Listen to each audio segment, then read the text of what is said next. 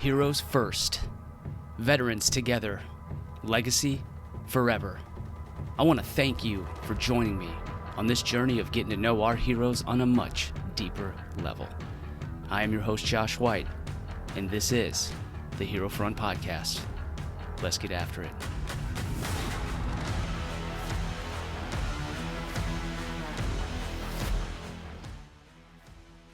So do you have to be a little bit quiet like I do because of your kiddos?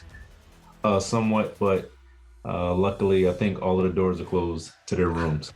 Oh, that's good. So, Hey, do you want to know what shirt I'm rocking? Boom. let's get it.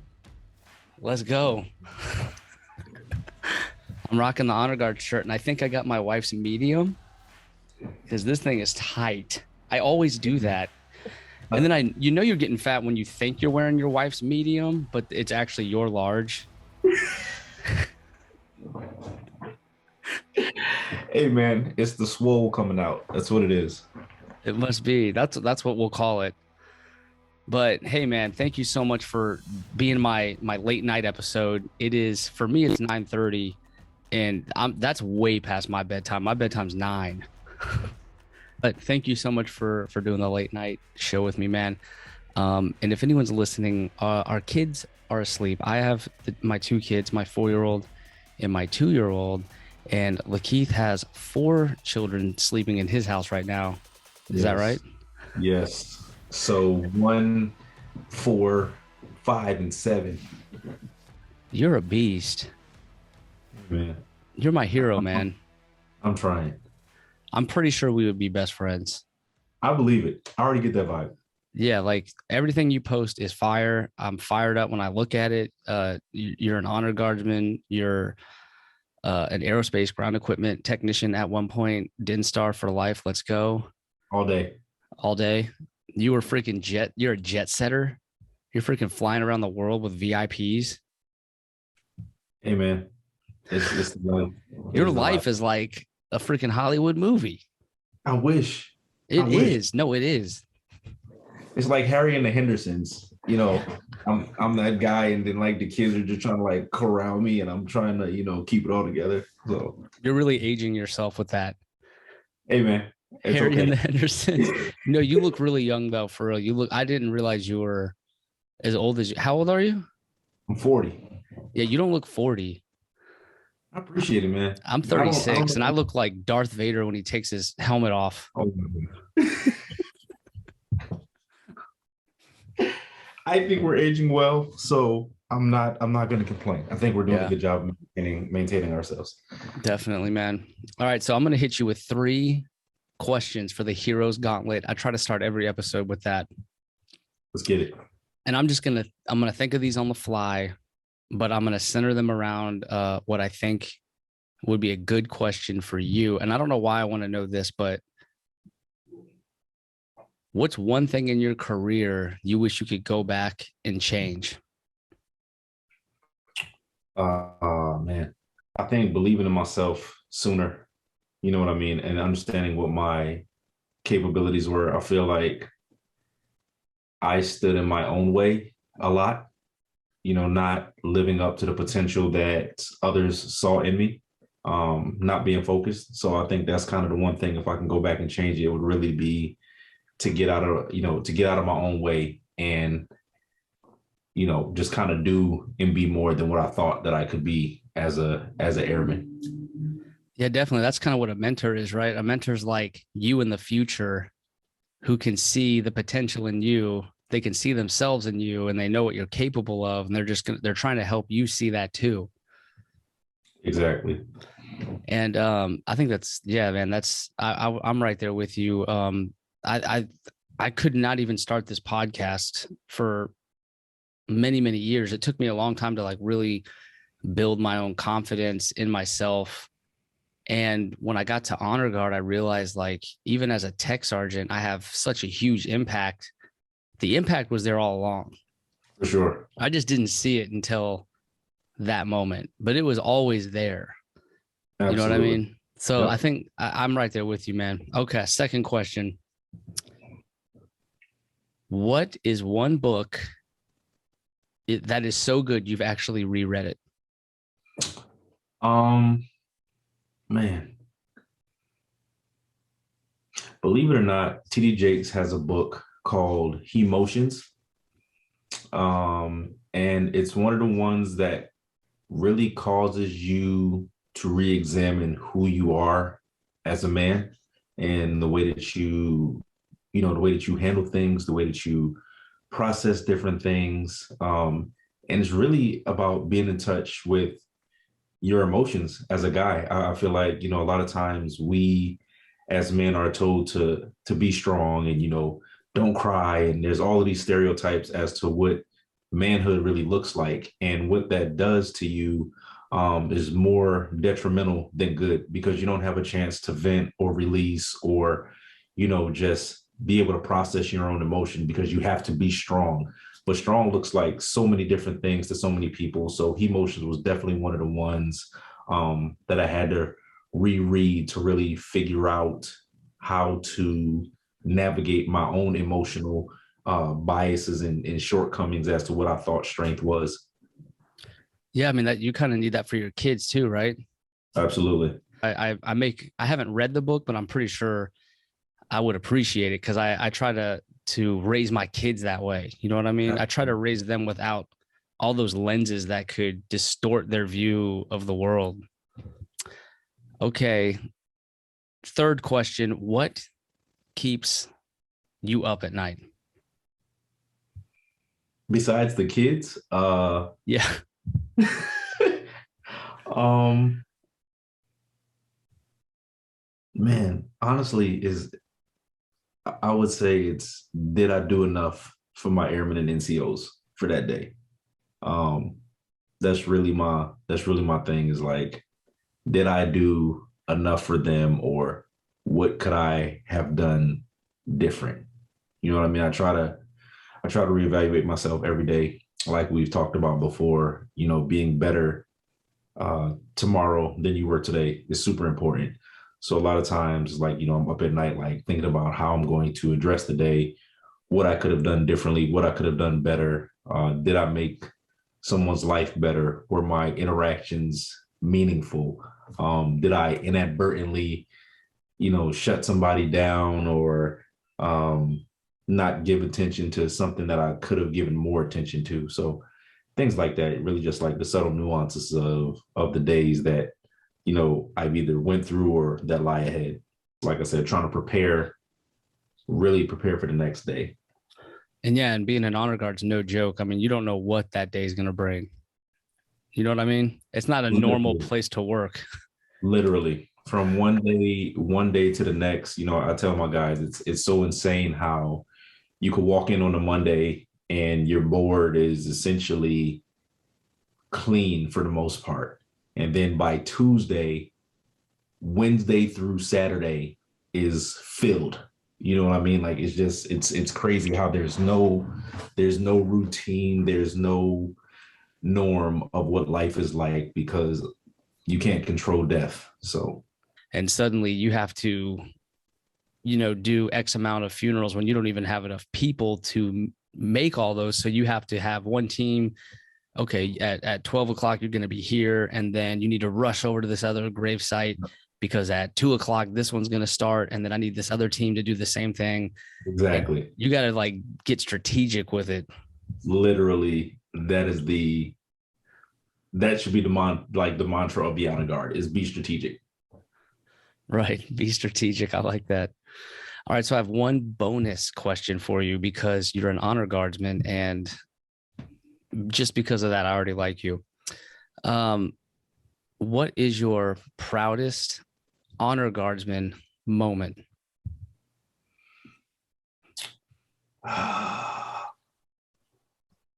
Honestly, one of my airmen just got picked up for Air Force Honor Guard. Hmm. And, to understand the hurdles that he was trying to overcome to get there, because I've been in the seat now for a year. Um, and, he was already in place while I was there. And, I try to get to know all of my airmen. And I was like, what is something that you want to do? and you could see it. He was like, I just want to be Air Force Honor Guard. That is my dream. That is my calling. And I'm like, all right, man, let's get after it. And there was, medical stuff that stood in the way, the closer that we got. And, I was like, we're going to get through this. I was like, I don't know how, but we are going to get through this every step of the way. And this was a process that, we started last year looking into it, and really more so this summer, trying to put things in place and figure out what we needed to do. And for me, seeing him achieve that was amazing. But it's hard to pick one. I think that's just the most recent because there's so many. Like when you see people that come to Honor Guard, I had two females specifically, great, great airmen, but they didn't have that focus, right? Like you saw their potential, just like kind of what I talked about. You knew what they can do and what they could hone their skills to be. And there was doubt on their part. And these girls literally transformed who they were. Both of them got promoted this cycle. One is back with us now as a head trainer. When if you would have told her that she was going to end up being our head trainer, she probably would have been like, if you don't get out of here, like stop being ridiculous. Another one of my, like I said, another one, she just made staff, but also got below the zone. And those things are the things that make me so proud. It's like I'm watching these guys go out and just kill it on a regular basis. And to be able to say that I work for them, that is hands down like the best thing in the world. Yeah, man, you're speaking to my soul right now. When you can see that transformation firsthand, you see them show up with the doubt. It's almost like they don't believe in them. They're not giving themselves enough credit. They don't see it in themselves. And then by the end of their time, doing funeral honors and colors events and all these other opportunities that Honor Guard brings, suddenly they see the light, right? Like something clicks and their whole life has changed at that point. You know what I mean? Like, I don't think the base sometimes when I hear like, oh, Honor Guard needs another, I don't think they realize just the impact that it has on that person's life and for the entire Air Force. Like they don't realize it. Yes. You know what I mean? Like this program literally changes people's lives, changes their whole outlook on themselves, on mortality, on being there for someone, on truly serving, on representing the Air Force. Like, and these are young kids. It's crazy because like when you look at it, this is the most death that any of these guys will ever deal with, right? And our mission is such a somber mission. And we are asking them to go be the face of the force while remaining faceless, right? We're there to provide a service and represent everyone in our service that came before us. And it is so life-changing. And I tell people, unless you won't really truly understand what that means unless you've had the flag presented to you. My grandfather was a Vietnam veteran. He served in the Air Force and the Navy. And so having the flag presented to my family, this is extremely near and dear to my heart. So when I can see, it's three things that's like super important to me, which is acceptance, internalization, and projection. So when these guys come on Honor Guard, they're already accepting the responsibility, like, hey, I'm going to be a part of this. But when they get to that internalization point as like, this really means something to me. This is not just a mission. This is not just rendering honors. This is like the face of our military serving those who served us to put us in a position to be here. And then they go out and they project that like I am a guardsman. I am a ceremonial guardsman. This is what I do. This is who I am. It's just one of the things where I totally wholeheartedly agree with you that sometimes I feel like people don't get it and they don't understand that until they get their airmen back and see that they have someone better than when they arrived. All right, man. I want to hear about you, though. I want to hear about where you grew up, why you joined the Air Force, and your very interesting career path. Oh, man. All right. So I'm from a small town in upstate New York. My graduating class was like 99 people. Town is called Monticello. It's in Sullivan County. Grew up in, upstate New York. I honestly joined the Air Force because I knew that I ran the risk of getting myself into trouble if I stayed in that environment. It wasn't much to do. And I was like, I really probably need to get out of here. And luckily, I had quite a few members of my family that was in the military. So oddly enough, my first choice was the Army. And I had a couple of my family members like, don't do it. Like, just unless you want to do field training for the rest of your life, don't do it. And then I had my uncle, who was in the Air Force, and he actually ended up hooking me up with his best friend, who was a recruiter, Dave Larkin. And he, I talked to him, and he's like, "Hey man, we can get you in, we can do it." So I was like, "All right, let's give it a shot. Who's not gonna want $5,000 as an 18-year-old fresh out of high school?" I'm like, "Yeah, let's do it." So I joined the Air Force '99. On my grandfather's birthday, that was like my present to them. I was raised by my grandparents. My parents had me super young, so being raised by them, I was like, all right, I got to give you guys something back. So I'm going to get out of your house and stop eating up all your food and go ahead and join the military. So I do that. My first 6 years, I ended up as a age ranger doing aerospace ground equipment at Herbert Field, Florida.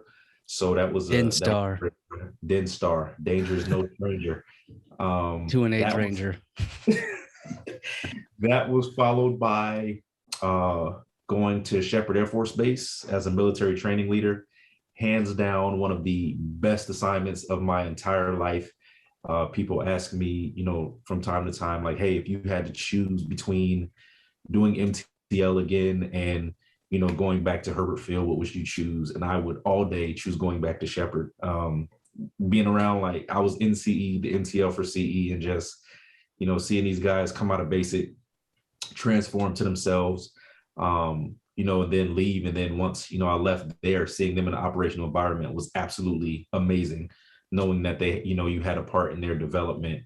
But after I left Shepherd in 2010, I was selected to become a special air missions flight attendant with the 89th Airlift Wing here at Joint Base Andrews in Maryland.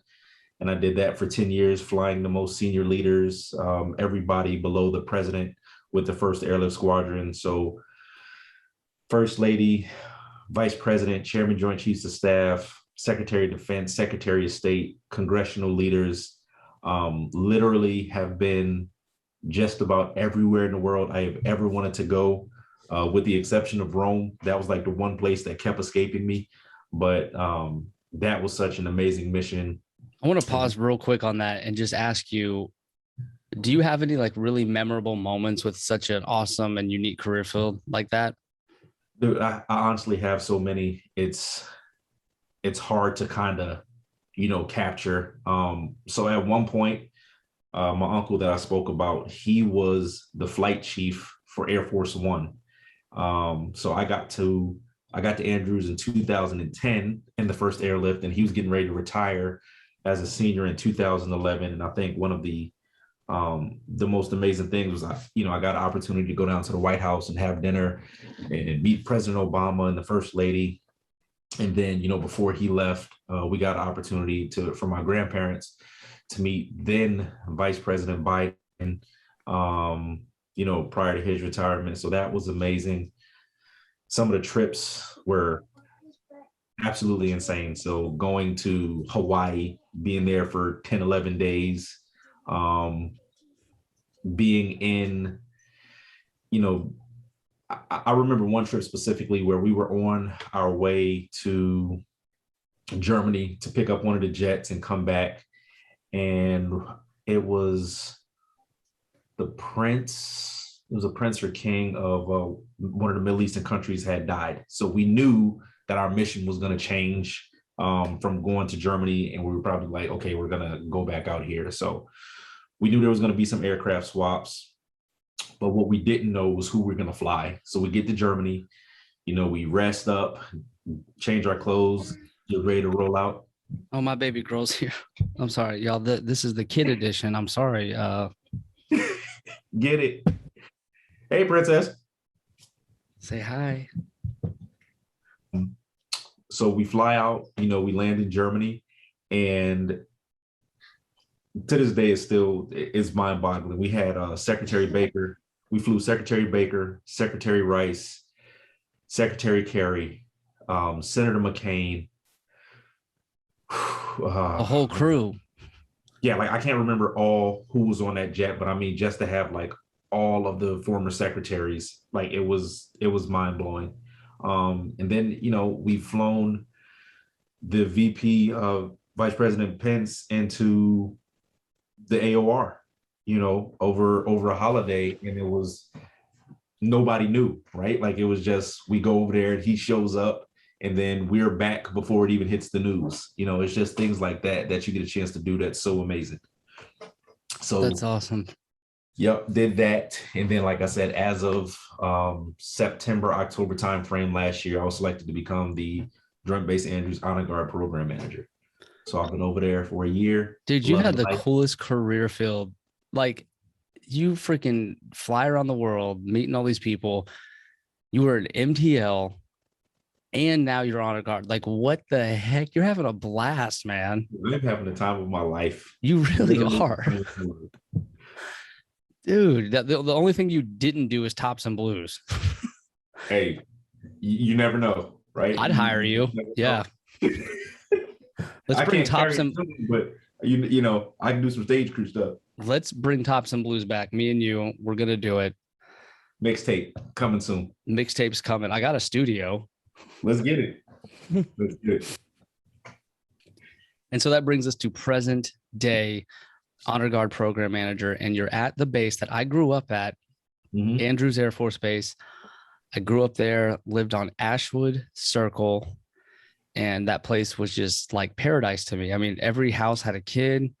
This is when like rollerblades first came out, so we were playing roller hockey, riding our bikes everywhere, playing NBA Jam and Sonic, and it was just that perfect 90s like childhood. Yeah, you know what I mean? Yeah, man. And when I went back and visited, I saw these new airmen in the house and new NCOs in the houses. And I just thought, man, how many people have come through here? Like, this was like all my memories and my childhood, and all of it happened right here. And, it's been decades and they're still there. It's still going on. One more question on the flight attendant. Do you ever get coined when you're doing a flight attendant duty? I definitely have gotten coined. It's crazy. I seen your podcast with C.A.R.E, and I've flown him. We get coined quite a bit. So I have the VP Biden at the time. I have his coin. Secretary Clinton, the POTUS, Jeez. Secretary Kerry, Chairman Joint Chiefs of Staff. Wow. Yeah, it's pretty insane. What's your favorite coin? Honestly, believe it or not, it's none of those. Like, my favorite coin is and always will be a coin I got from one of my airmen. You got coined by an airman? Yeah. And so I was an MTO, and this kid was, he was really going through it. He was having a tough time adjusting. And I was just like, hey man, we're gonna get through this. We're gonna figure it out. We're gonna make it work. And just putting him in position to be successful long term. And I remember, he was graduating and I was working the night shift.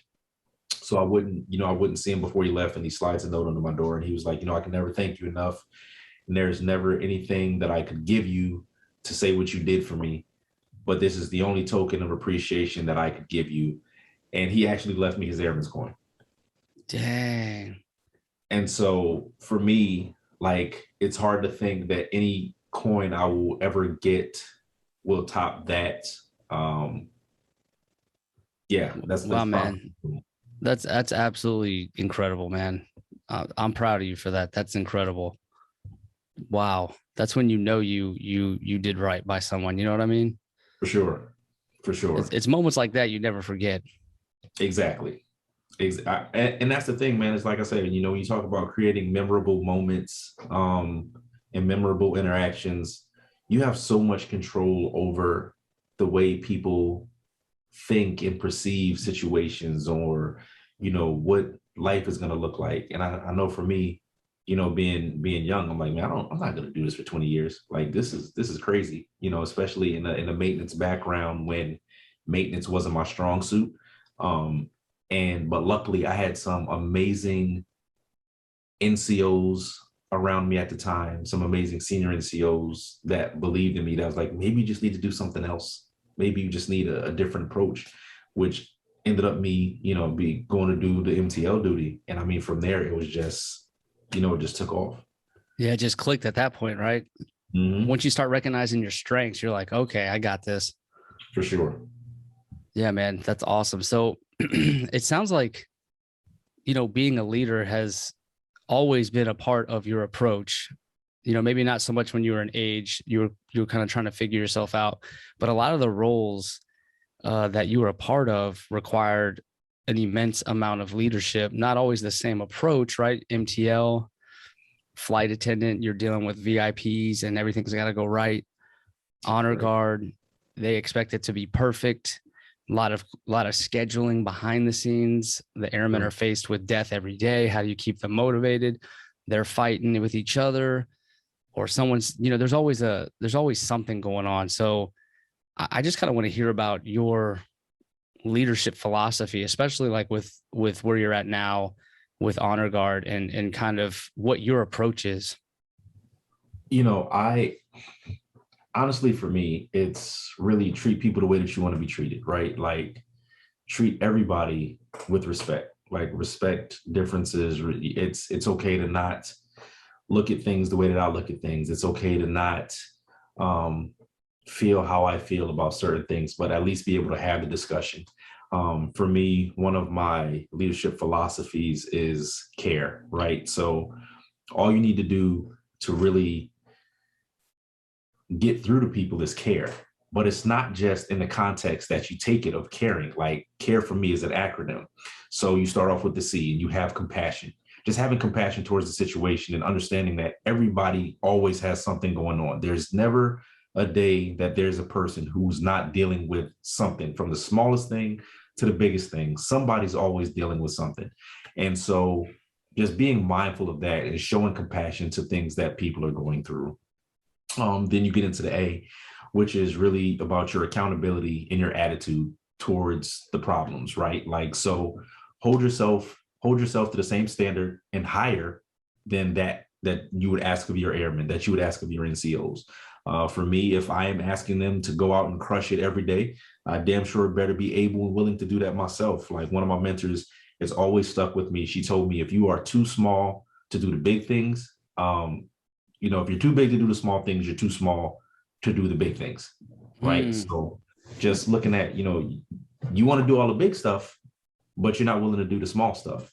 So if you're too big to do the small things, then you're too small to do the big things. And that's always stuck with me. So just being accountable and watching your attitude as to how you approach things. Like, prime example right now, we're going through the whole COVID thing and the mandatory vaccines, and some people have really strong feelings. So, you have to tiptoe that line and be aware and cautious about how you interact and just do certain things. But for me, it's about, hey, I need to, there's one of them now, the 1-year-old. So, it's about just understanding and realizing, like, hey, just because you view things one way doesn't mean that everybody is going to view things the way that you do. And there's times where Master Sergeant Manson sees things like this, but LaKeith sees things like this, right? So for me, prime example, LaKeith says, hey, if you don't want to get vaccinated, that is on you. That is your thing. I'm going to do what's best for me and my family and those around me, the people I care about. That's just my belief. I'm not going to fault you if you don't want to do it or whatever else the case may be. That's fine. Master Sergeant Manson says, hey, you are now no longer worldwide deployable. You're not able to go do the things that we need and require you to do, even though those things have to happen. And, it's difficult, it's tough. but it is what it is. And like I said, you have to be able and willing to have that tough conversation. And then you get into the R, which is always respect and responsibility.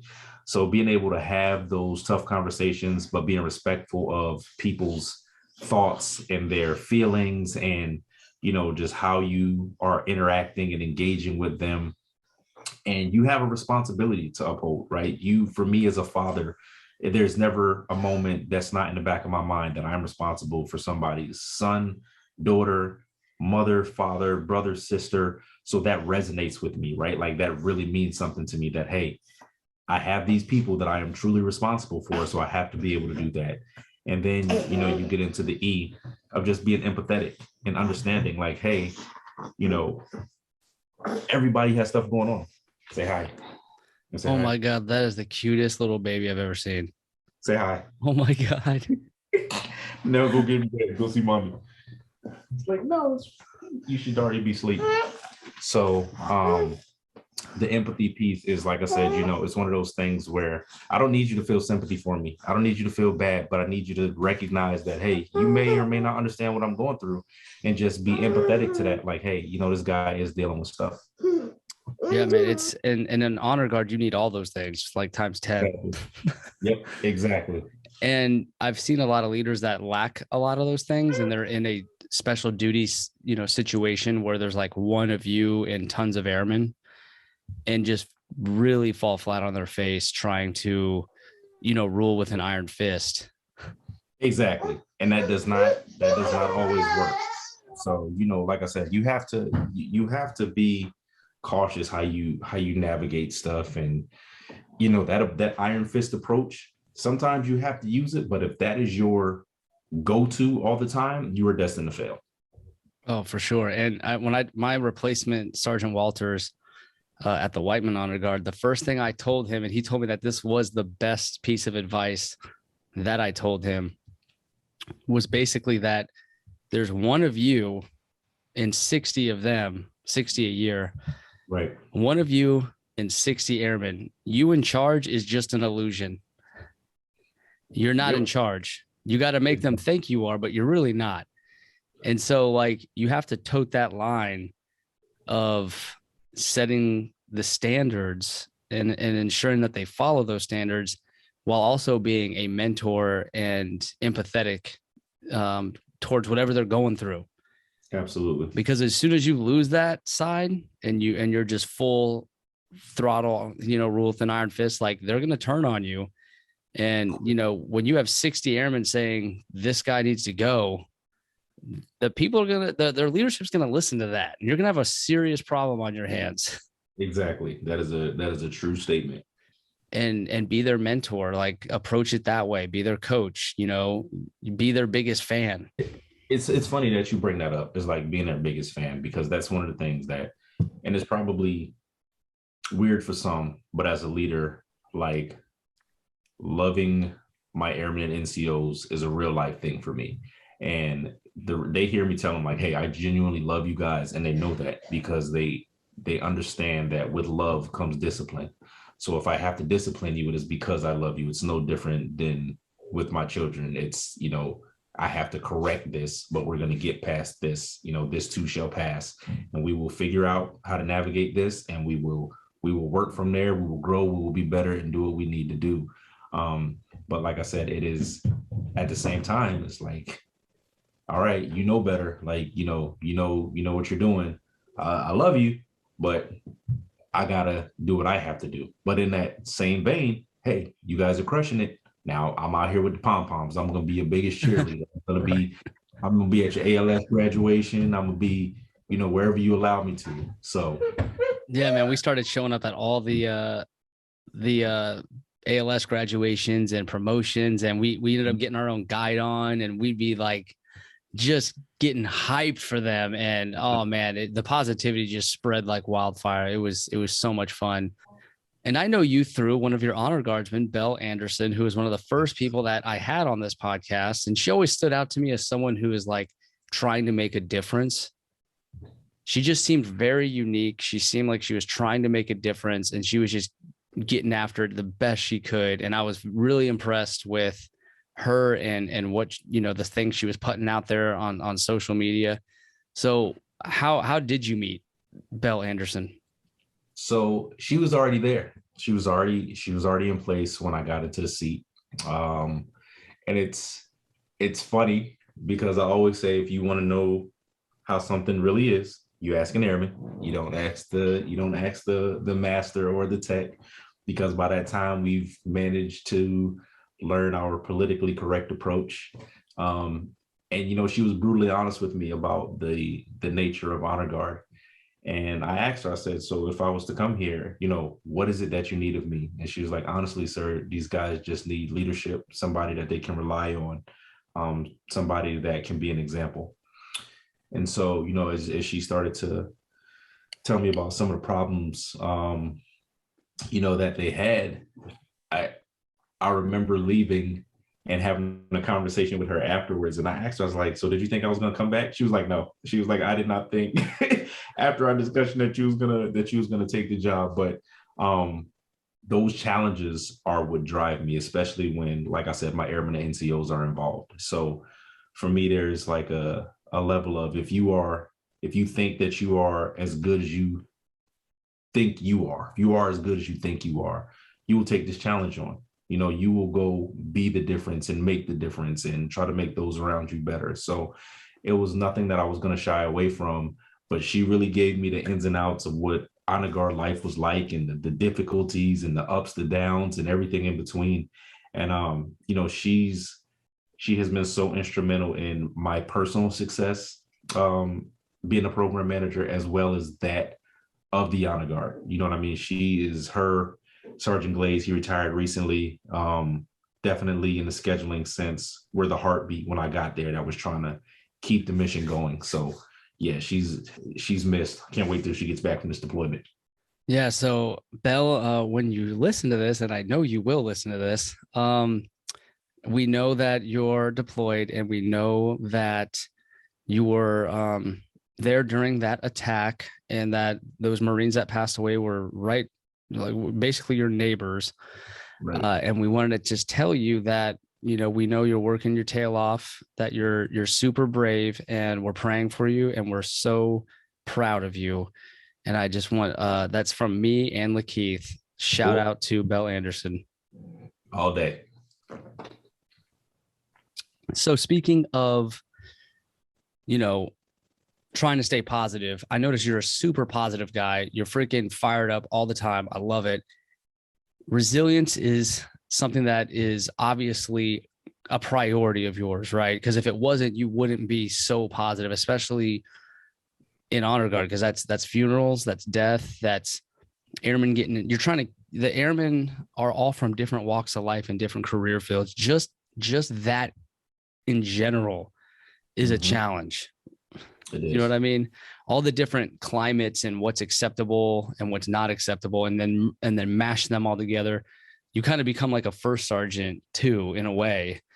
And you get put in some wild situations. So, staying resilient, taking care of yourself so that you can be there for others. What's your take on that? And how the hell have you gotten so resilient? Honestly, a lot of it comes from my wife, right? Like, she's dope, and she's crazy, but she's dope. And she is one of the most positive people, that I see. So, you have that side that rubs off, like, trying to find the good in everything. For me, it hasn't always been that. Like, I've dealt with depression. And you get into this space where it's like, woe is me, right? Like, and you're like, you cannot function like that. It is so hard to try to function in that and always look at the worst. It takes more energy to do that than it does to be positive. So I got to shout out to my girl. She's like my sister, Master Sergeant Dillard. She's out in San Antonio now, back in the dental realm, but she was the community support coordinator here at Andrews. And that's an awesome job. That's a very important job. It is. And she and Mr. Vince were, just crushing the resiliency piece. And so advertisement had came out about resiliency. And I was like, you know what? I want to do this. Like, I want to be a resiliency trainer. And so I said I went to the class, became an RTA, got put into some interesting situations and scenarios, and I was like, hey, I think this is gonna be a good thing. So I ended up doing like a lot of different events where I was asked to come and speak and give my thoughts on what resiliency was. And the more that I went through the skills, values-based goals, and celebrating good news and gratitude and mindfulness, all of these different things. And as I started to apply it to my own life, I was like, man, this is like the cheat code for happiness, right? So as an RTA and MRT, we are not allowed, we cannot openly come out and say that this will solve suicide. But studies show that isolation, depression, and anxiety are three huge contributing factors to suicide. And some of these lessons directly speak to each of those things, right? So it's pretty much like RTA and MRT are helping people cope to hopefully not take that step.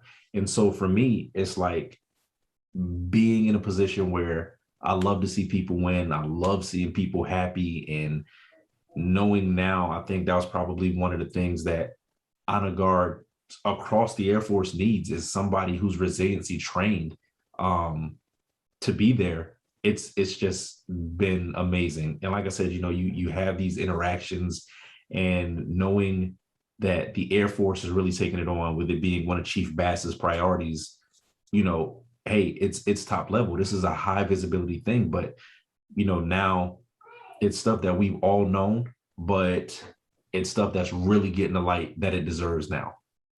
Definitely, man. And by the way, Honor Guard got me into the same exact thing. I became an RTA and then I became an MRT, exactly the same thing. And I had other airmen become RTAs too. And we started running our own like little courses, like right there, Exactly. in our own building. Doing it. And it's funny because I think I have sent 2 or 3 people to the class. Even doing the facilitations, when I was back as a flight attendant, doing the things over there and having these discussions. And you see, because like I said, everybody's dealing with something. You may not know what it is, but you know that every day somebody's dealing with something. So being able to tap into your own resiliency, to be able to give a little bit of yourself. But one of the things that Chief Wright always talked about that always resonates with the flight attendants is putting your mask on first, right? Like that's part of our emergency procedures. You have to be able to take care of yourself in order to be able to take care of other people. And like my wife yells at me for that all the time because it's been like about a year since I've actually taken leave, and I'm on leave now. But even being on leave, I'm still like tapping in, and I've had like some of the best NCOICs over the last 2 guys that I've had. Sergeant Cortez Smith, he's out at Warner Robins right now. He balanced me out, was really an extension of myself. And then now I have, Tech Sergeant Serrano. And these guys were night and day, but they brought to the team what we needed at, different times. So that resiliency piece, even for them, has been super important. Yeah, man. I love that when your cup is full, that's when you're just absolutely making everyone around you better. And that's the thing, man. But sometimes it's important to recognize when your cup is low, right? Because sometimes we know we're running on fumes and we still try to push through. And that's just as dangerous as not having anything, or trying to do too much. And self-awareness is super important to be like, what, I need to take a break. Because when you are a leader that's about your people, you feel like everything's dependent on you. Like you have to be there. Like I need to make sure if you've done your due diligence and you've you know, trained your people the right way, you're able to step back because you know that they're in good hands. So, like I said, I have an amazing NCOIC right now who is steering and guiding the ship in my absence. So luckily I've been able to kind of, just step back. My wife is getting ready to fly and just have a little bit of time to myself to decompress from the course of this last year. We just had an active duty funeral a week ago, which was tough. And it's in order to be there for your guys, you got to be there for yourself. Definitely, man. That those active duty funerals are they are brutal. I mean, it's one of the most powerful experiences you'll ever have in your life, hands down. I tell airmen, if you can get through an active duty funeral, if you can be there for them on that level, then you can get through damn near anything at that point. Mm-hmm. So we would hear this person's all the incredible things they did. We're looking right at their spouse and their children and their parents sitting right there in the front row. And you just hear the weeping like the whole time. And you speaker after speaker after speaker comes up talking about this person's life. And like, I mean, you're a person too, right? So the whole time you're hearing about this person, they're kind of becoming more human in your mind. Right. You have nothing else to do but just listen about what this person did with their life. Absolutely. And so it gets harder and harder, like for an honor guardsman to sit there and hear all that. Especially like if you are an emotional sponge like I am. Same here. Yeah. So, and then at the end of all that, and the firing party goes off, which kind of startles everyone and all their emotions like pour out at that point. And then to hand the flag when it's just dead silence and give the message of condolence after listening to this, to all the speakers and all the crying. You got to give that flag and give the message of condolence, to that person's spouse, and try to keep your cool. And it is very, very hard to do. I've seen active duties where the team gets back to the van and just everyone's just weeping. Mm-hmm. But was there ever a time where like you did hit a low and you did have to step back and say, "Hey, pause, I need help"?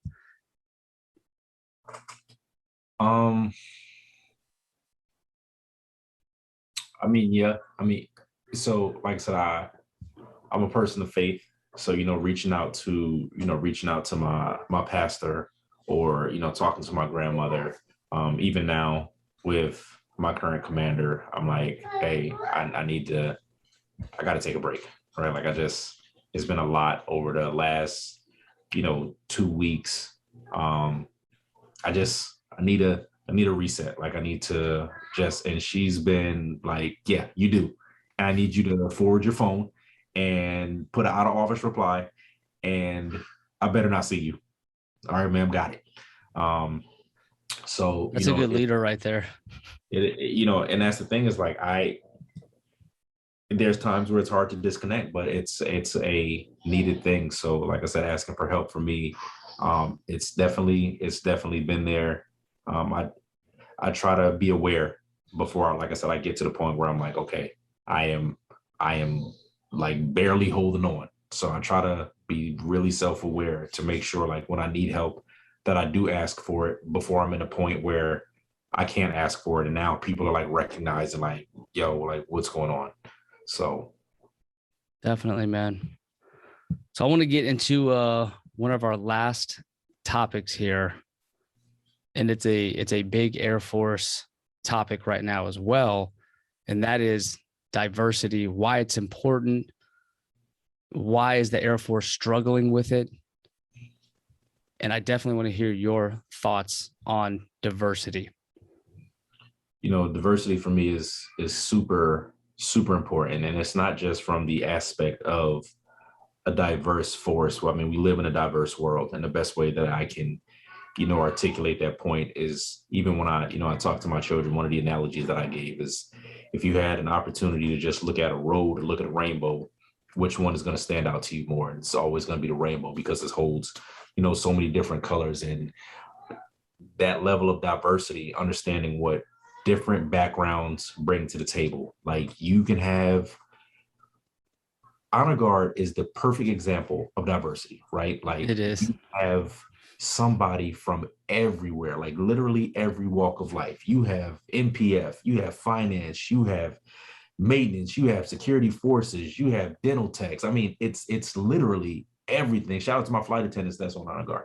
And you have every walk of life. So it's like, man, my pay is messed up.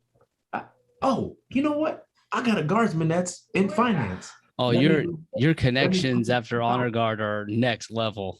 Exactly. So, being able to leverage that diversity and what people bring to the table is super important. Like being able to just go have these discussions that everybody does something really well, right? And if you limit yourself to this certain demographic, whether it's men or I'm only hiring females or I'm only hiring men, you've literally just eliminated half of your qualified folks, if not more. So being able to say, you know what, let's open the floodgates. Let's see what we get and pick from there.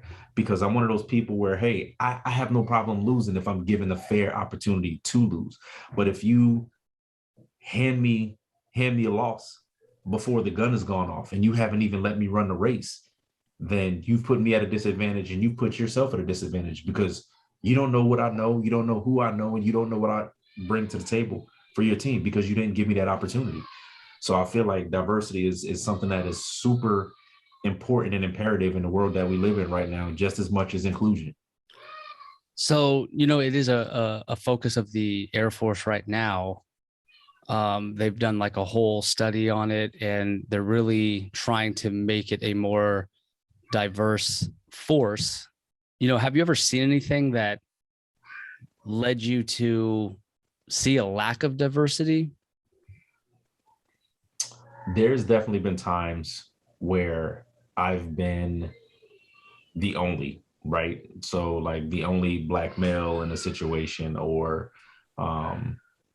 the only minority for that matter in a situation. And I'm like, it's crazy. You look at the history of the Air Force, and even with, General Brown being the first minority to hold chief of staff for any branch, like that's huge. And we've been around for over 70 years. It's kind of mind blowing that you say that he was the only one that was qualified, right? So, and there has been several others that's qualified.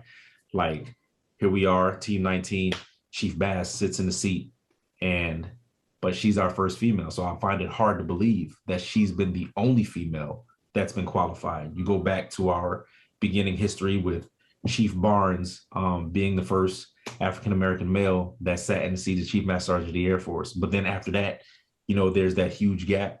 And there was other demographics that was represented, but it was like historically, there was no females and there was no African-American males outside of, like I said, Chief Barnes. So now here we have Chief Wright, who comes along, and then you have Chief Bass, who comes along. And so it's only a matter of time before we have, an LGBTQAI that potentially sits in that seat, right? And that's why diversity and inclusion is so important, is because we are grooming the next generation off of what they do, not who they are. Yeah, man. I mean, me and you have been in the Air Force when even being gay, you couldn't be gay in the military. Like when we joined, that was a thing. Yep. Like, and at that time I was like, oh yeah, of course. Like you can't be gay in the military. Cool. Got it. But being a grown, mature person who can look back on that, like that actually is insane. It is. And Like, I mean, there's times where I dealt with that as an MTL, and I'm like, this is truly mind blowing that because of a person's sexual orientation, you saying that they don't deserve the right to serve their country. That was mind boggling to me. Like, I'll give you one example. So there was a female, and she had the I think she had just got there. She had been there for a little while. So she was just going into the stage where you can start to display pictures and stuff, right? So like I said, this is 2005 or 2006, 7 circa. Um, and she had just got to the point where she can start displaying stuff. And she had the rainbow up, she had pictures of her and her girlfriend. And for me, I'm like, whatever. But I knew, hey, you cannot openly. So I said, hey, let me talk to you. I need you to take that down. And because I value your career, and it's sad that you have to have that conversation, but it's like, if this means something to you, then you gotta put it away. And when I had to have that discussion, I'm like, this is really a thing. This is real life. Like you didn't You realize know, how ridiculous it was till you had to bring it up. exactly. Because you never really think about it. You're like, I don't care what people do. What you do in your house is your business behind closed doors. I don't care, right? But once again, I am charged with carrying out the directives and orders of those appointed above me. So, I'm having that discussion and I'm like, this is really crazy. But I still have a job to do. So I'm like, hey, I respect your rights, I respect your freedom, and I respect you as a person. But unfortunately, you cannot openly display these items because it signifies, what it signifies. And she was like, no, sir, thank you. Now, could I say that everybody that I worked with would have done the same thing? Probably, because those guys were my family and we all, for the most part, thought alike. But had she been elsewhere, it could have went totally different to where now she was getting separated. So, it's crazy. It's just I can't wrap my head around it. As where I'm at now in my life with the airmen that I've met and befriended and hear at all these different walks of life and all these incredible people we have on the team, Mm-hmm. just it was holding us back. It was It hands straight down. up was holding us back. And now like I'm really happy for like the airmen now. Like I work with a staff sergeant, really young girl, made rank really quick, really sharp airman. And yeah, she's married to a woman and she talks about it like it's nothing. Like, hey, Right. me and my wife, we did this and that. We're like, cool, what else y'all do? And it's just like any other couple. Exactly. And I'm thinking, wow, how awesome is that? Like, I know how it used to be, but she doesn't. Like she didn't have to go through that. And it's crazy. Like when you think about it, how many people separated because of don't ask, don't tell, right? And it's like you potentially separated your chief master sergeant of the Air Force. You potentially separated your secretary, or your chief of staff of the Air Force. Like it's just it's crazy. You know what I mean? To think that that was a thing, and not just the Air Force, just across the Department of Defense as a whole. How many qualified individuals we lost due to lack of diversity and inclusion. So that's why I'm so glad that it's coming to the forefront now. We are starting to see so much more acceptance. And obviously, you still have people who feel, whatever way it is that they feel, you will never get away from that. But I feel like we are trending in a place in a time where it's more openly acceptable, right? To where you can be who you are and not have to feel um that you'll be reprised against, or there's going to be some negative connotation associated or attached to you because of who you love, you know what I mean, like the way that you want to live your life. So I'm glad that we're moving in that direction of diversity and inclusion, that it's definitely come to the forefront. Yeah, and there's diversity and inclusion groups popping up everywhere. Like even in my own med group, there's a diversity and inclusion group. And I the Zoom meeting on one of them, me and a coworker, we sat there, opened up my phone, we joined, and like, man, just having the conversation, hearing people's stories, times where, maybe they were discriminated on, or like Mm-hmm. the pain that they were carrying, people that like you work with and you had no idea that Yep. they went through that they felt that way. I'm like, man, I thought this guy was killing it. I thought he was doing great. I had no idea this guy who I looked up to was struggling, because of a lack of diversity and inclusion. I had no idea. Sure. And so Yeah. like I saw the power of that group and that conversation, and like everyone left that conversation just feeling loved, I guess. I mean, just better. You know what I mean? Lighter. Yeah, and I mean it is crazy, and that's why I said, that CARE acronym that I gave you in that empathy part comes so heavily for me, is that being able to understand, like, hey, I don't know what you're going through. I don't know what you're feeling is like, but let's have the conversation. Um, let's talk about why you feel the way that you feel. How do I help you? How do I, understand what it is that you're going through? Because I don't want anybody to feel bad for me. Don't feel sorry for me. Just understand what I'm going through and recognize that you may not have the same battles that I have, and accept that and say, you know what? How do I become better? Like I swear it was about a 45-minute conversation with one of my airmen, and he's gay.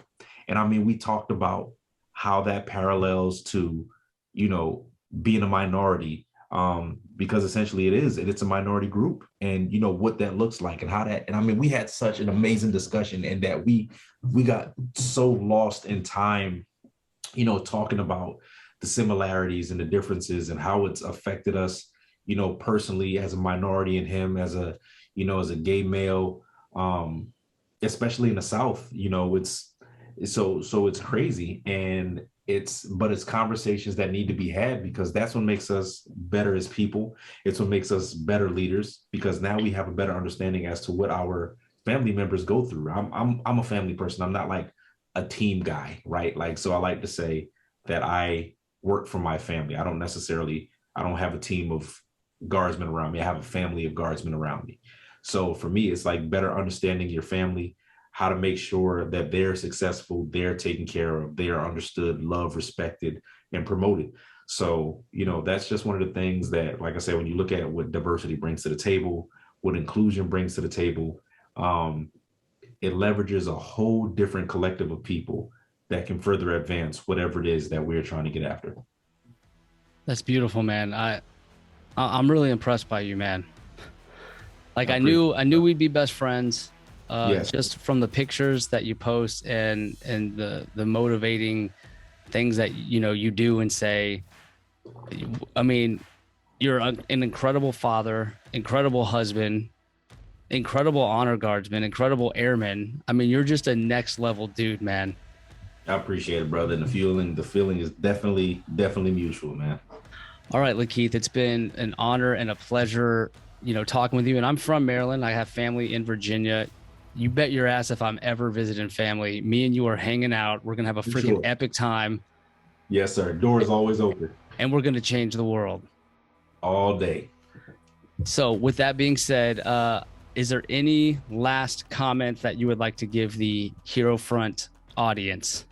Departing words. Just continue to live your truth. Be great. Um, you know, the world is going to change. It's important that you change with it, but don't limit yourself to closed-minded thoughts. Live through open-minded actions, and just live every day to make someone around you better. So, to the HeroFront family, appreciate you guys for having me. I look forward to doing this again. Josh, it's been an honor and a privilege. I'm so proud of you, and all that you continue to do. And keep doing it, man. You're crushing it. Thanks, bro. I appreciate that. Well, that concludes our episode, everybody. That was the hero's journey of Master Sergeant LaKeith Manson, and we are out. Out. What's up, HeroFront fam? Josh here, and I just wanted to thank you from the bottom of my heart for listening to that episode in its entirety. I owe you a hug, and the next time I see you, let me know how many hugs I owe you, and we'll get after it. Before you turn me off, though, I want you to subscribe on YouTube to the HeroFront podcast and give me a 5-star rating on Facebook or Apple Podcasts. It would be much, much appreciated to get your love and support. Again, thank you from the bottom of my heart for joining us on this HeroFront journey, and I will see you on the next episode. Let's get after it.